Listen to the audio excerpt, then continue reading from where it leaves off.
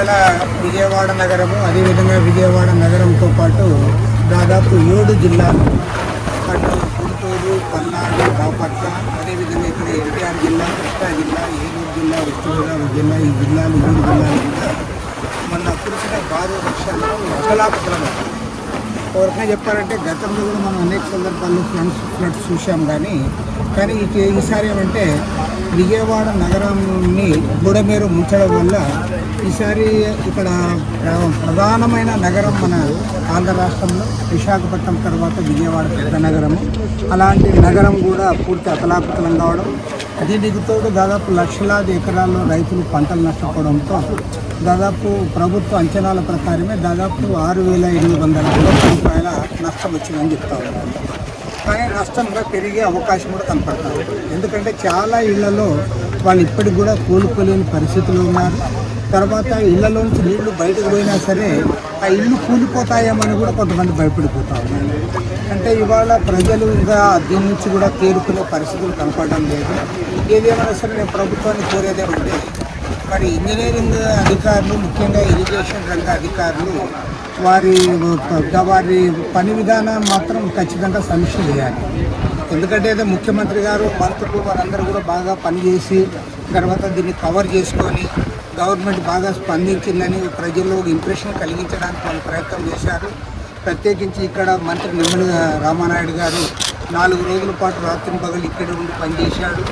మరి ఇంకా కొంతమంది అధికారులు కూడా పనిచేసిన మాట వాస్తవమే, కానీ ముందస్తు చర్యలు తీసుకోవడంలో మాత్రం ప్రభుత్వము, యంత్రాంగము, ప్రత్యేకించి ఇరిగేషన్ రంగ అధికారులు సక్సెస్ కాలేకపోయారు.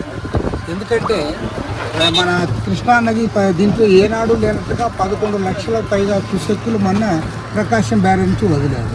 మరి అంత వదలాల్సిన అవసరం లేదు. దానికి ముందే వాళ్ళు పైనుంచి డిప్లీట్ చేసుకుంటూ వచ్చింటే, ఎందుకంటే అందరికీ తెలుసు అటు ఆల్మట్టి డ్యామ్ నుంచి ప్రకాశం బ్యారేజ్ వరకు అన్ని డ్యాములు ఫుల్గా ఉన్నాయి.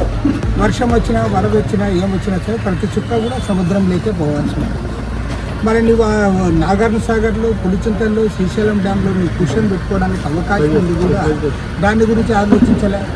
కాబట్టి ఏమంటే మన ఇంజనీర్లు అసలు ఈ పనే మర్చిపోయినారు. ఈ రకంగా చెప్పాలి, అదంతా ఎవరో చెప్పాలి, ఎవరో పొలిటికల్ నిర్ణయం చేయాలి, ఇరిగేషన్ మంత్రి చేయాలి, ముఖ్యమంత్రి చేయాలి అనే దాంట్లో ఆలోచిస్తున్నారు తప్ప స్వతంత్రంగా నిర్ణయాలు తీసుకునే అవకాశం లేదంటే స్పందించే ఇది కోల్పోయినారు. దాని పర్యవసానం స్పష్టంగా కనపడుతుంది. బుడమేరు విషయంలో కూడా ఇక్కడ ఏమంటే ఇది క్లియర్ కట్ ఆక్రమణలు జరిగాయి. కాబట్టి తెలంగాణ ప్రభుత్వం హైడ్రా ఏర్పాటు చేసి ఏ రకమైతే ఆక్రమణలు తొలగించిందో ఇక్కడ కూడా ఈ ఆక్రమణలు తొలగించడానికి చర్యలు చేపట్టాలని చెప్పి కూడా మేము కోరుతా ఉన్నాం. మేము ఇవాళ సిపిఐ ప్రతినిధి బృందం, రాష్ట్ర నాయకత్వము, అదేవిధంగా కిసాన్ సభ నాయకత్వము, కృష్ణా, ఎన్టీఆర్ జిల్లా, ఏలూరు జిల్లాల పార్టీ నాయకత్వాలు మేము అందరం కలిసి ఇవాళ ఈ ప్రాంతం అంతా బుడమేరు టు కొల్లేరు వరకు మేము పర్యటిస్తూ ఉన్నాము. ఈ ప్రాంతాలన్నీ పర్యటించిన తర్వాత అన్నీ కూడా చూసుకున్న తర్వాత మేము దీనిపైన ఒక నివేదిక కూడా తయారు చేస్తాం.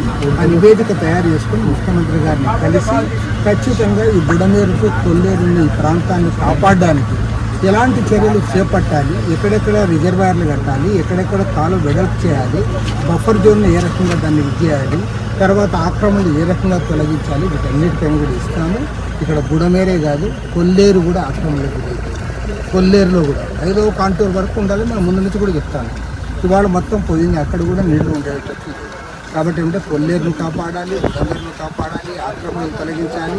తర్వాత మొత్తము ఈ కృష్ణానది పరివాహక ప్రాంతంలో ఎలాంటి చర్యలు చేపట్టాలనే దానిపైన ఒక సమగ్రమైన నివేదిక తయారు చేసి ఇతర ఇరిగేషన్ రంగ నిపుణులతో కూడా చర్చించి ముఖ్యమంత్రి గారిని మేము కలుస్తాం.